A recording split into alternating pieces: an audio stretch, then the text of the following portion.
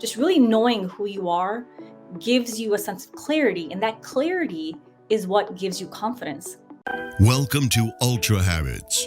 Here, we go under the hood with our guests to unpack the minutiae and to understand what processes and systems they engage or research that result in ultra-enhanced living.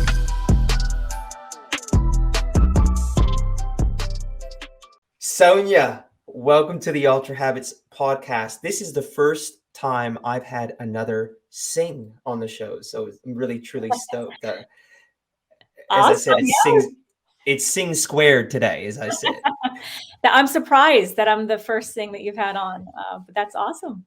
Yeah, I've had some relatives that wanted to get on, but I was a bit concerned that they really wouldn't have a lot to say. So nice. Well, thank you so much for having me. I'm excited to be here. Yeah. So what really I really like and value your work. I think it's quite relevant, the leadership piece, and how do people position from subject matter expertise to a place where they can actually exert real influence. And I think that's a challenge that all really good functional people in their careers at some point face. And it's a pivotal moment, I think, in everyone's career. And I think you supporting that process is super cool because I think it's needed. We're going to get to that. But before we do, I want to start off with Sonia being the leadership woman helping executives guide their career. I want to go back, like way back. And there was an interesting post I saw on LinkedIn with your father. And the gist of the post was around luck, how your father had this disposition of being the luckiest man alive, and you thought like he had a leprechaun in his pocket, right? Only to kind of learn that the way he viewed life and the frame that he looked at life through was quite unique, and that he had a very kind of grateful disposition. And just interested to know from a family of origin perspective, like, what was growing up like? What and how were you shaped by the values of your dad and your parents? Yeah, actually, so like a lot of first generation, folks out there, we can all kind of, I think we all probably can relate to this. Our parents came to the U.S. to really live that American dream and to work hard and build something that they, and they took that full advantage of that and really made sure that every opportunity that they had, they really harnessed and appreciated. And that's something that my dad, from the beginning, I mean, every opportunity, it was like, wow, look at this opportunity. Look how lucky I am. It wasn't, it's just the way that he just looked at things. And I would be amazed because, to a little kid, I'm looking at it like, wow, he's so lucky. He's getting that job opportunity. He's getting that. And he's winning the lottery and he's doing all these things. And come to find out, as I got older, I realized, oh, it's just the way that he looked at things. Because the same situation, someone else could look at it differently and say, oh, look at all this work that I have to do. Oh, look at all the stuff that I got going on. But and I was always amazed by his work ethic and his ability to persist and to just keep going, even on the days that he was exhausted.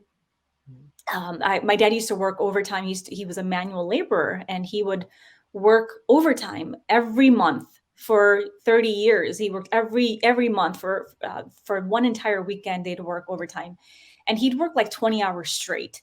And those weeks, he'd make like double time, and it was something that he was very proud of. And I remember he'd show me the checks, and he'd sit down with me and show me like, oh, this is what I earned this week, from working overtime. And I'd be like, oh my God, that's a lot of money, Dad. And I'd be like, 20 hours. Aren't you tired? Aren't you exhausted? And I don't know. I mean, I've never asked him now, but I'd always be like, aren't you tired? And he'd be like, nope, I'm not tired. I am excited. I always wondered, like, is it true that he's not tired, or is he telling himself he's not tired? And then that's how he shows up. It's like, no, I am going to tell myself I am not tired. Even if he is tired, maybe that's just not the way that he kind of would look at the world. And anyway, so that was something that I learned from him. And not to say that I definitely am just like that, because I do get tired and I do, sometimes fall into the situation where I might be complaining, but I do remember that it has a big component of how you look at life and how you look at things, how you look at opportunities for those Mm, to show up like luck or show up like mm. opportunities. Not everything looks like an opportunity if we're closed off to them. Yeah, and I think the interesting third question there, when when you reflected upon why your dad had that view, or was he really tired or not? I think that the other interesting thing there is, was he trying to teach you a lesson? Mm. To like he was trying to show that um, you know the value of hard work and having a kind of an embracing perspective when it comes to the opportunity to engage in hard work and the value that brings. So I know with my kids, I kind of take the opportunity to really emphasize certain lessons through my own experience, and he may have been doing that too, right? Which is For still sure. really cool. So I think the other interesting piece, so you kind of, as we know, you do work in influence and confidence. I'm really interested to understand how growing up in an immigrant household, and obviously being a child of immigrants, what your relationship was like to confidence. Like, Mm. did you struggle with it growing up? Was that why you kind of took interest in that? Like, because I know is a child as well of immigrant parents, my level of confidence as a kid growing up was up and down, right? Like, you're kind of not white, you don't necessarily look like everyone. However, the US is a multicultural environment, but there's still an impact there. And I'm just really interested to understand, Sonia, your relationship with confidence growing up. Yeah, I struggled with confidence for sure. For sure. I mean, just to put into perspective, first of all, first generation, and I we didn't speak English at home. Well, the first few years of my life, I only, I spoke the language of my parents and my background, and I didn't speak any English when I started school. Even though I grew up in America, I didn't speak any English, so I lacked the language skills. I was very shy, so very socially awkward. Combine that with, then you just push them to school and you're like, okay, good luck. Oh, the confidence isn't going to just come out of nowhere, right? And so I struggled, and actually I struggled in school for a very long time. It wasn't until probably about eighth grade that things started clicking, and before that it was like I was confused is probably the word to describe me. I was always confused and falling behind, and when you're falling behind and you don't feel competent, it it really does take a toll on your confidence. That combined with the fact that you don't look like everyone else, of course, you're looking around, you're like, hey, I'm the only kid. I'm the only brown kid here. I'm the only, whatever. So you don't see the representation. So you also feel like an oddball. And so you're like, wait, is there something wrong with me? So all of those different things. And then the third layer of it, the third layer of complexity is the cultural aspect. The cultural aspect of being a girl in an Indian family, in a Punjabi family. There was a lot of discouragement from being with friends, discouragement from just being social, putting yourself out there. There was a lot of focus on don't bring shame to the family. Even at a young age, it was like, don't do anything to bring shame on the family. And to be honest, a lot of people didn't even know that I existed until I was probably about 18 or 19. And all of a sudden people are like, "Wait, I didn't know you existed." I mean, they knew my brother and they knew my sister, but they didn't know that I existed. They're like, "Where did you come from?" Where'd you come from? Yeah, so I was the youngest, right? I was youngest and I was just Mm, protected. It was like, "Okay, let's just keep her in this little safe bubble here. Let's not expose her to the world." What does that do to your confidence when you're not out there? You're not exposed, you don't build the social skills. It definitely impacted my confidence, yeah, I would say. mm. And the reason I wanted to dive into that is because I think it sets the stage where a lot of people think confident people are like, they're kind of born that way. And it was a loaded question. Like, I understand um, generally the journey, right? Because we're very similar in that sense. And I understand that a lot of people out there are like, well, I'm just not a confident person, never have been and never will be. And I think it was really important for you to share that for us. So, how did you start to recognize that, and when did you start to recognize that, like, man, I better get this confident? Like, Mm. was it through you kind of blossoming through your work? Did confidence drive confidence? Like, what was your journey towards becoming a more confident Sonia? Yeah, well, first of all, I think that we're all born with confidence. We're all born with a certain level of confidence. But what happens is we end up picking up things from Mm, sometimes well-meaning adults, things in our environment that brings down our confidence. So if you look at little children, they're mm, confident. They're out there doing things, mm, experimenting, making mistakes, laughing at themselves. They're so confident. But then at some point, they start becoming aware of their surroundings and what people are thinking, and they start doubting themselves, and that lack of confidence starts kind of seeping in, and it changes who they end up becoming. So part of it is not just building confidence, but getting back the confidence that we already had. It's like unlearning the things that we learned over the years, unlearning those things to bring out the confidence that already is there. It's there somewhere. And in my experience, most of the people that I work with anyway, it's not that they don't have any confidence at all. There's a certain baseline, and sometimes like one day they'll go backwards a little bit. Sometimes they're like extra confident because something maybe went really well at work, and then it goes back again. So it's this, it goes up and down. So it's not something that just stays status quo or stays the same. But we rely so much on external factors for our confidence. And so when anything changes in our environment, it can really negatively impact, or sometimes positively, but it's temporary, right? It's like, oh, I got that job promotion. Okay, I'm going to feel really great for a couple of weeks. And then confidence mhm, goes down again because now I don't know what I'm doing in this new job. And so you're constantly going up and down, up and down, up and down. And so what I teach people is, well, first of all, you have to get back that internal confidence, the your self-knowing, the confidence in who you are, in knowing who you are, what's important to you, what your values are, what your strengths are. Just really knowing who you are gives you a sense of clarity, and that clarity is what gives you confidence. A lot of times when we're not confident, it's because we don't know who we are, we don't know what we're good at, we don't know where we struggle, we don't have that self-awareness. So one is getting really aware, getting self-aware on who you are, what's important to you, what matters most, and what is it about you that you love about yourself? What is it? If you get really clear on those things, then you start off with this baseline confidence. And then when those external accomplishments happen, and sure, of course, then we can always bump it up and your confidence goes up, and you can raise your confidence. So that's kind of the first part. But for me, I think it didn't happen overnight. It certainly took time. But I would say, first step was, to be quite honest, I had to separate myself from the world as I knew it.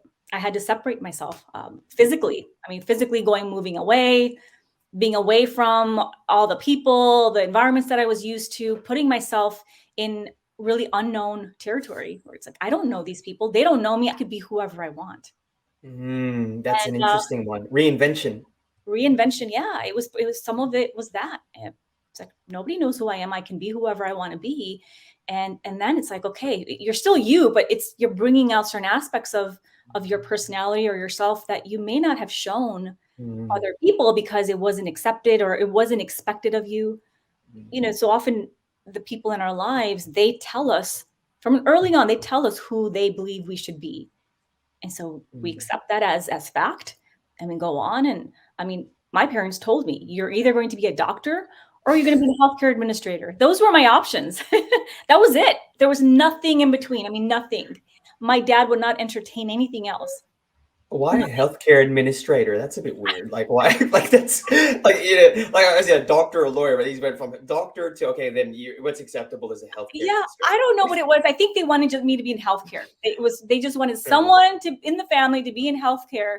And it was like, okay, if you're not going to be in clinical, then at least be a manager of the healthcare system, or whatever. So those were my two options, and I picked healthcare administration. That's what I went into. I ended up getting a master's degree in it. I ended up, that's what I ended up doing. But then I came right back around to many years later, I came back around to what I love doing. So it's like, even though I took this detour and did the things that were expected of me, I came back around and now I am doing exactly what I was meant to do, regardless of the degree that I got, or I still was able to leverage those skills, those experiences, and bring it back to now where I am, and doing what I love. So, Hmm. What's your view, Sonia, on the comment "fake it till you make it," particularly around confidence? Like, what's your opinion there? I think that I get what the meaning is behind it, and I do actually think there's a lot of truth to that. I think it is very useful. However, I don't like the word fake because it makes it seem like, you're putting on this mask, you're Hmm. not being genuine. So I think what it means to me is taking action before you feel fully confident. Hmm. Hmm. Showing up even when you don't feel confident. It's like, okay, I have a presentation to give. I really don't want to speak in public. I'm not confident, but I'm going to show up and do it anyway. I'm not going to call in sick. It might be easier for me to say, you know what, I'm just going to cancel. I'm just not going to show up. Or, I have to go to this party or this event and I don't feel confident. I don't want to show. I'm going to call in sick. I'm just going to say, I have something else to do. I'm just not going to go.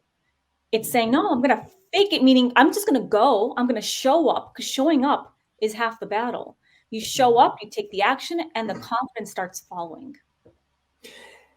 Now, the dilemma that subject matter experts, I think, have, and you would know this better than myself, is when you develop a career on the back of competence within your craft, and you kind of build yourself and your identity around, I'm a very good engineer, I'm a very good doctor, I'm very good at a particular tangible craft.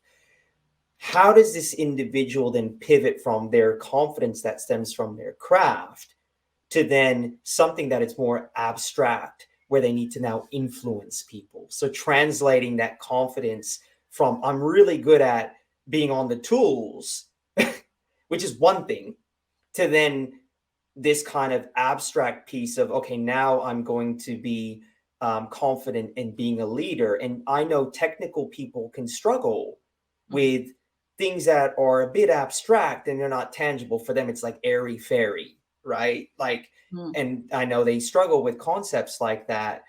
How do you start to shift that mindset from being on the tools to then starting to become a leader? Because I reference something that was on your website, a HBR, or sorry, a study from the Harvard University found that only 15% of success is attributed to technical skills, while a whopping 85% of success stems from well-developed influence and people skills. So I think it's important to kind of start to unpack this. Yeah.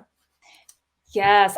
So this is exactly why I do what I do, because a lot of people, including my well-meaning parents, they believe that if you just put your head down, do the work hard, get the technical training and do your job, you'll be successful, which, yes, to a certain extent. But if you want to go beyond that technical expertise, you want to go beyond that, you want to be able to influence more people, you want to really be seen as a leader, then you also have to develop these other skills that are outside of you, and they're outside of that technical expertise, right? So a leader is someone who can inspire and instill confidence in others so that they can take action. So it's not just about you being really good at your job, but if you want to be a leader, you have to start developing other people. You have to start inspiring other people. And you can't do that through your technical expertise.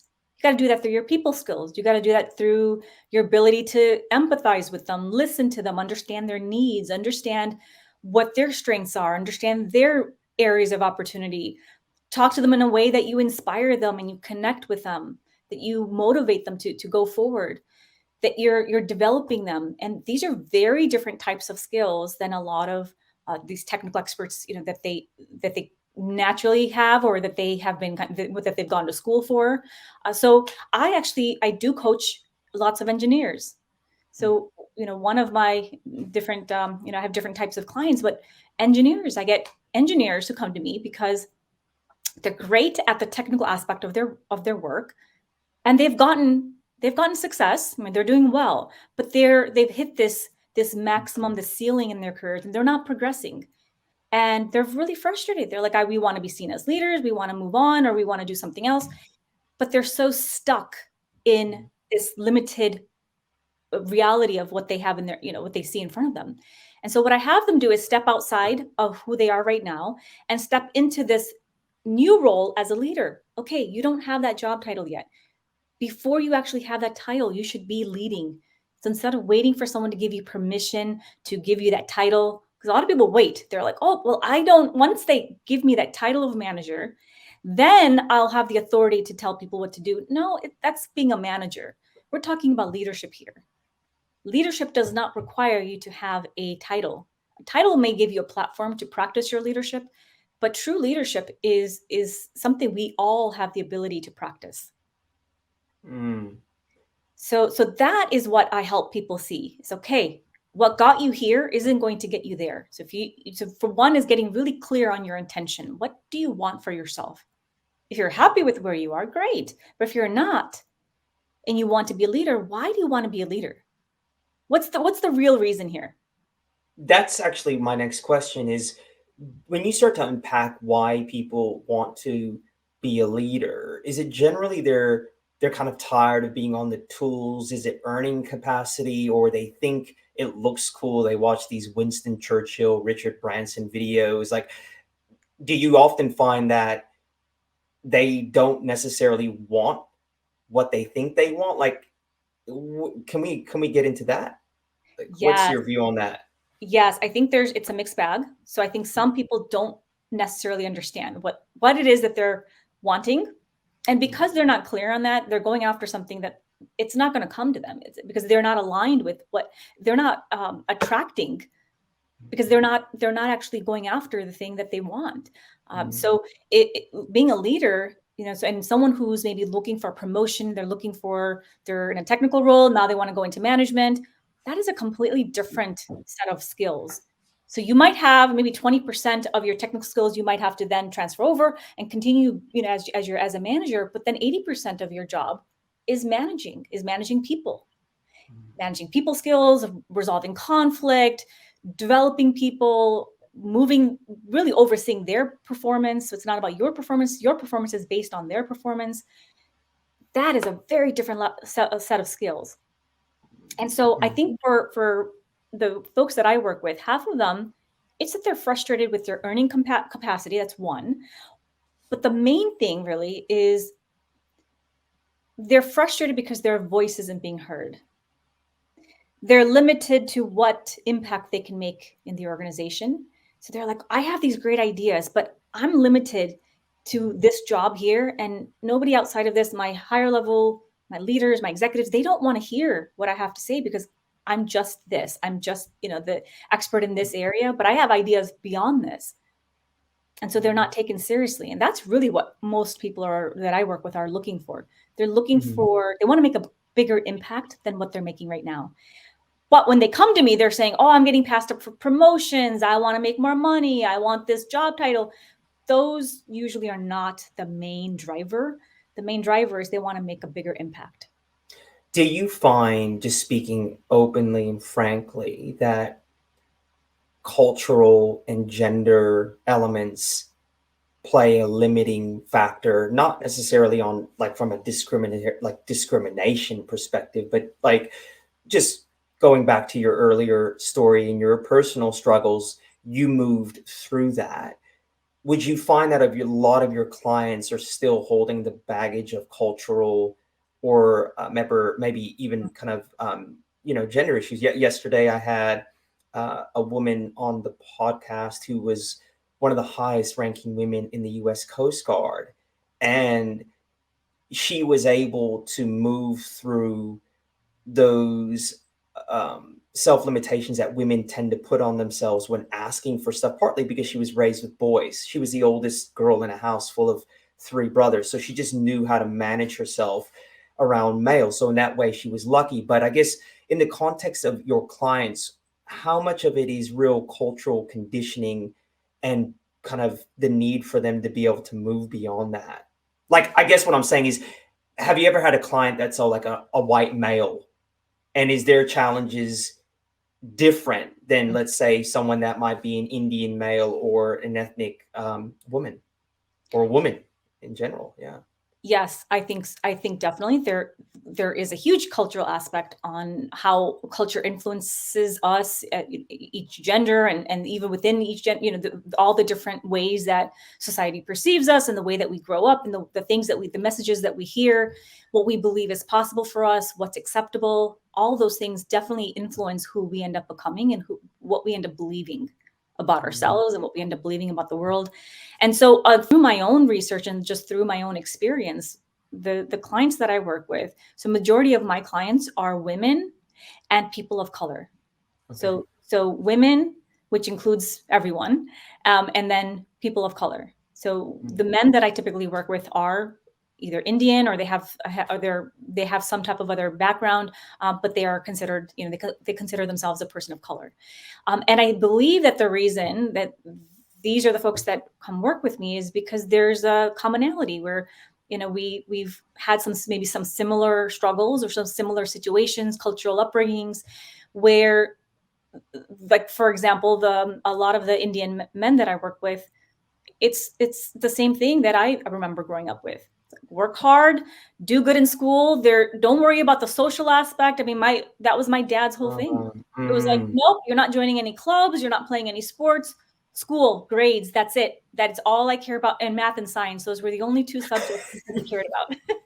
I mean, I used to like, get great grades in art and English, and those kinds of things. And he's like, yeah, I don't care about those. Mhm.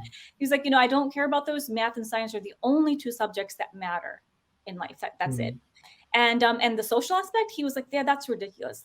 There's friends. You got to limit your friends. You don't need to have friends. Just do good in school, and you'll be successful in life.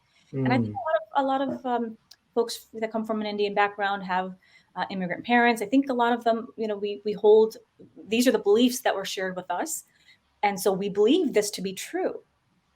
And I found in my experience that is what was keeping me back. That was what was keeping me back. And so now I'm hearing things that I'm like, oh, I remember when I believed that too. Mhm. That, look at me, I have skills that are maybe beyond my peers, or beyond someone else that I'm working with, yet they're getting promoted. I'm getting passed up. I'm not even being noticed here. I'm being undervalued. What this doesn't make any sense. And I used to be very frustrated. And now it's looking back, oh, I was missing some other skills though that I was completely overlooking the importance of. And that is how you connect with people, how you communicate, understanding your audience, and changing your messaging depending on who you're talking with. If you're speaking to Mhm. executives, are you talking to frontline employees? Are you talking to managers? Who are you talking to here? And what's most important to them? Are you talking to them in a way that is inspiring them? Or so really figuring out, what's the best way to work with people, resolve conflict, inspire them, collaborate with people. These were all things that I started learning later in life, kind of later on, and I didn't learn it through school. It was through other ways of kind of on the job learning, Mm. and Mm. just through trial and error, figuring that out. Yeah, yeah.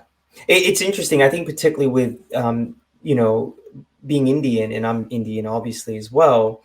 I think, if you look at India as a country, so populated, uh, so much education, and I think the competitive advantage was to kind of put your head down and do right and study hard, um, to create, a country of workers that could go externally into other countries and get residency. So I think the mindset was very much about let's get so competent and qualified in a tangible manner Mhm. that we can then add value to another society. No one's going to see your leadership skills and bring you to Silicon Valley from India, you know what I mean? Because you're a great leader. Does that Yeah, make sense? So what absolutely. I what I do find interesting is the amount of Indian CEOs in Silicon Valley. And I've often wondered, like, are these people that have gotten there because, like, in tech, it requires a CEO that's super technical, or if they found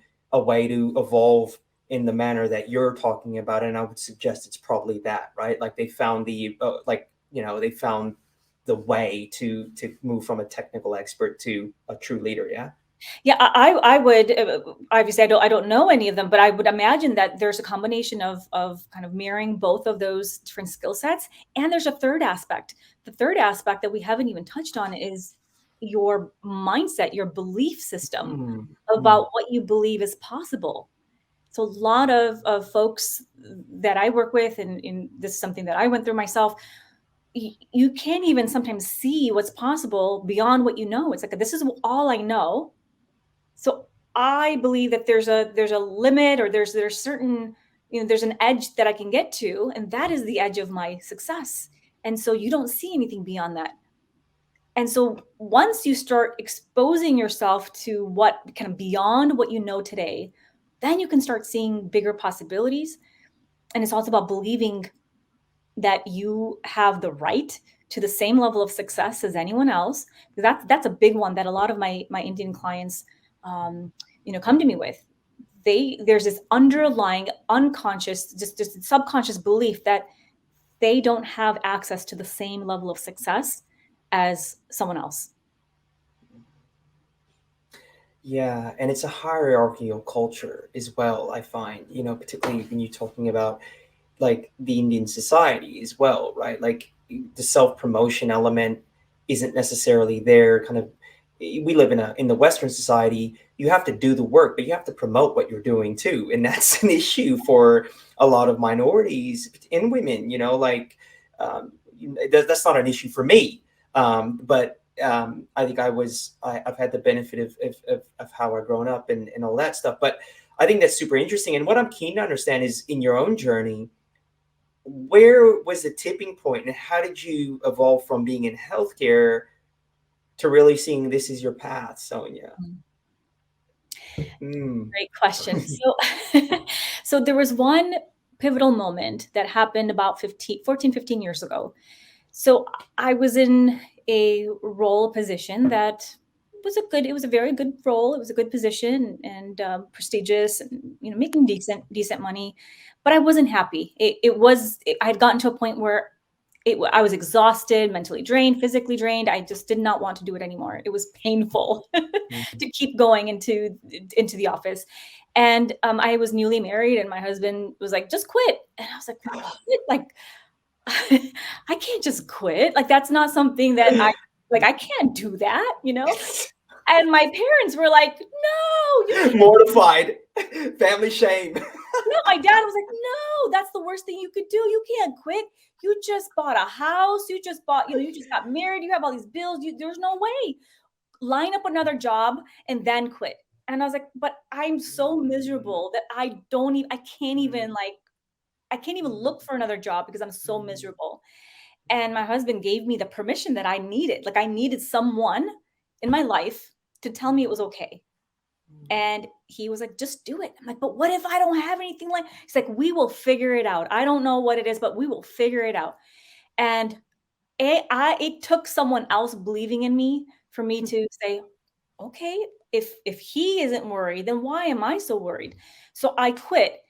In 2 weeks, I had three job offers.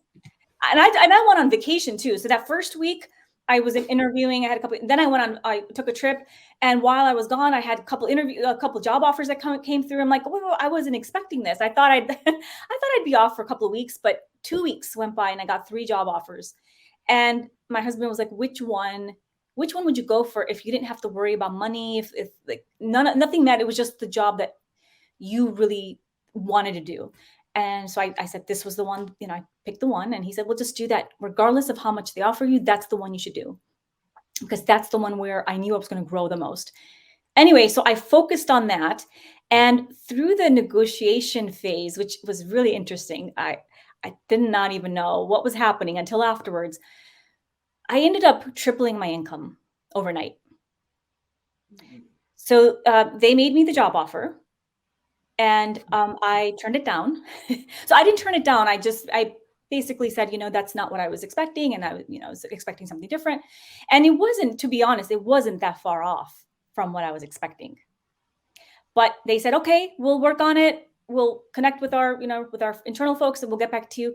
The next day they came back and they doubled the offer. I mean, double, not just 20% more, 30%, 50, doubled the offer. And it completely, I mean, I didn't even think I heard them right because I'm on the phone with the hiring manager. I'm like, can you repeat that? And she had to say it again. And then I got off the phone, told my husband, he's like, you must have misheard. And we're telling our family, they're like, you must have misheard. There's no way, that's not possible. It was beyond anything that I could have fathomed. It was like, I didn't even think that this was possible in like 20 years. You know what I mean? Like it was that level of like, what? That's triple what I'm making now. Like, how is that possible? And so what it did for me was not only did it take me into a different tax bracket, but beyond that, it was like, holy moly, if this is possible, what else is possible that I wasn't even considering before? It shattered your internal ceiling. It did. And so this wasn't a negotiation ploy on your behalf. Like you were just like, well, and they come back tripling the offer and you're trying to hold it together on the phone. Like, yeah. Yes. Play it cool. So you're playing cool. Yeah. And I mean, years later, I ended up kind of figuring out, I was like, what did I do? How did that happen? So I did try to dissect it to see, can I replicate it? And I did. I replicated it several years later. I replicated it. It wasn't double the offer, but it was significantly also higher. But the method worked. It's just I didn't try it the first time. It was a complete accident. It was the way that I showed up. It was the way that I communicated. It was there was something there. There was some connection that I had with that hiring manager, and once I started that work, I mean, it just opened up so many doors for me that I had never imagined because I never thought of them before. So what you're saying is you then realized you could create a framework around your experience and help others? At that moment, that was not my intention. At that moment, it was just, oh my gosh, what else could I do? Yeah. It was just about that, right? And so for the next several years, it was just me learning new skills, and I wasn't really trying to teach anyone anything beyond what my work was. It was several years after that, I would say probably about maybe 6 years or so ago, when I started teaching other people. It just came up. It was, my friends, colleagues would come to me and ask me for advice on career advice, negotiation. They'd be like, well, can you help us with this? I'm interviewing for this job. What can I do? And I knew that was something I was really good at. And so I'm like, okay, yeah. So I'd give advice, I'd coach people, I'd help them, I'd mentor them. And that just became like my thing that I was just known for. Oh, she gives really good career advice. She can help you, with your salary negotiation. And I was just sharing the framework that, that I used a couple of times before that. And that then led into the coaching.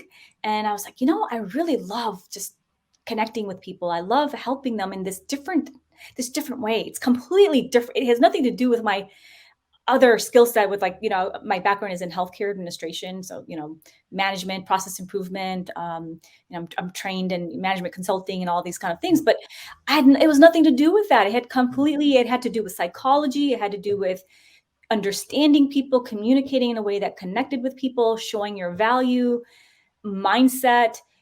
It was something completely different than what I was focused my career on, for so many years. And from there, I started daydreaming about it. I was like, what if I could do this full time? What if this is all I did? This would be amazing. But again, it wasn't, it's not realistic. It's like, no, I can't, I don't know what that would look like. My 15 plus years I've been in healthcare. I can't just leave that and start something completely new. And again, those limiting beliefs start seeping back in. It's like, even though you have this breakthrough many years earlier, we fall back into these old patterns. And so my old pattern of, oh gosh, I can't do that. Like, the job that I have now, it's like I'm in these golden handcuffs. Great money. I'm, got this prestigious job. I have a lot of respect, making a lot of impact in the company I was at. So there was nothing to complain about. There was I should be grateful for the work that I have, right? I'm so lucky for this. And it's part of that, again, that Indian mentality, be humble and be appreciative for what you have. Don't ask for too much. Mm, But I wanted more. When I say mm, wanted more, not more money or more stuff, it was more, I wanted more fulfillment. I wanted more fulfillment. And mm, anyway, it was probably about 5 years ago that I said, you know what? I'm not going to wait for someone to give me permission. I'm just going to start doing it. And then we'll see if someone tells me to stop, right? So so it's that's part of like leadership, right? Is just showing up, taking initiative, doing things before someone gives you the permission to do it. So I started coaching people on the job. I started really bringing in some leadership development kind of aspects into my job. I started doing more of it. I would volunteer to do things. I would volunteer to mentor people. I would volunteer to go present. I was speaking at various different organizations and companies, and all unpaid, but it was giving me an opportunity to develop those skills, get in front of people, help people in a different way. And it had nothing to do with money because I wasn't getting paid, right? But I mm, was behind the scenes building these skills and putting these seeds out there. mm, Pretty soon, it's like I still had this full-time job, but I started planting the seeds of, oh, she's a coach, she's a trainer, she has, so there were people out there that were starting to learn that this is something I could do, and not even connecting the dots that I have this other job that has nothing to do with that. So I did it at the same time, and I made it a side, kind of a side gig, call it, for several years. mm, Went through formal training, so I didn't give up my full time job. I just kept going, uh, mm, and I made it. I built a system that would work. So I'm a mm, planner, and I put the wheels in motion before I quit, before I like walked away. I put the wheels in motion. So 15 years ago when I walked away, I had less to lose, right? Now I have a child, I have an even bigger mortgage, I have like other things, right, that are on the line that I didn't have to worry about before. So at this point, I think where I was at, I could have just walked away, but I wanted to really put something in place first, and that's what I did. And so during the pandemic is when I retired from my corporate career, walked away, launched my company. Oh, I love that. You backed yourself in. I think it's interesting with COVID in particular. I think a lot of people reevaluated stuff too, right? Like, you kind of time at home, you're really thinking about what you want to do, where you want to be. I think the piece on the guilt around wanting more is a real thing. I think once you've ticked the survival box on Maslow's hierarchy of needs and you realize that you kind of, with the big paychecks and that old adage, money doesn't buy you happiness. Once you start to realize and live that, it's a really awkward place to be because you feel like you should be grateful and this is why you worked so hard, and you feel those elements of responsibility and what will people say and all that, and it could be a very difficult place to be, but I commend your courage to walk through that because I think it's not easy for a lot of people to do so. And like, everyone always thinks others situation is easier than theirs, but it's not, and you had the courage to do that, and I commend you on that. And I think it's now evident that you're actually walking your purpose, and I think that what you're doing in the form of helping people break their own limitations, because that's effectively what you're doing. I mean, you can say the existential result is that they're going to get a bigger paycheck or they're going to move into leadership, but really what you're doing is you're helping individuals reshape their mindset on what's possible, and that's noble work, right? So again, I commend you. So as we start to land the plane here, I want to ask you, for someone that's going through this process of starting to flex their limitations or their perceived limitations, like, how does someone start to habituate themselves around practical and actionable steps around just starting to build that level of confidence? Like, what would your kind of advice be to someone that's looking to do that? Well, the first thing I would say is you have to first have awareness. And so Mm, first spend some time to pause, reflect. I mean, literally sit down with even just like a little piece of paper and start writing out what is it that, first of all, where are you right now? Where do you want to be? Just start writing down your thoughts. A lot of times we have so much information up here, and we can't organize our thoughts to even know what we want. So putting it down on a piece of paper, making sense of, okay, what is it that you really want for yourself? Start thinking about that. And you don't have to be very, it doesn't have to be crystal clear at this point, but just have an idea of, okay, you know what? I want something beyond my current job. I want to feel this way. These are the feelings or the emotions I want to experience more of. I want to experience more joy. I want to experience more creativity. I want to feel like I can, own my time, and I can own my schedule. Like, what are those things that you want to experience more of? So getting clarity on that. Another thing I would suggest is getting outside of your current reality. So what do I mean by that? Expanding your network, for example. That's one thing. Start talking to different people outside of we all have a circle of influence, the people we spend the most time with. If you want something different in your life, you got to start spending time with different people. So ask yourself, so for example, for me, when I wanted to be a full-time coach, I started spending time with coaches. I was like, I need to spend time with these people. If I want to become one of them, I got to spend time with them, get to know how do coaches think, how do they work, what do they do? Is this really what I want to do?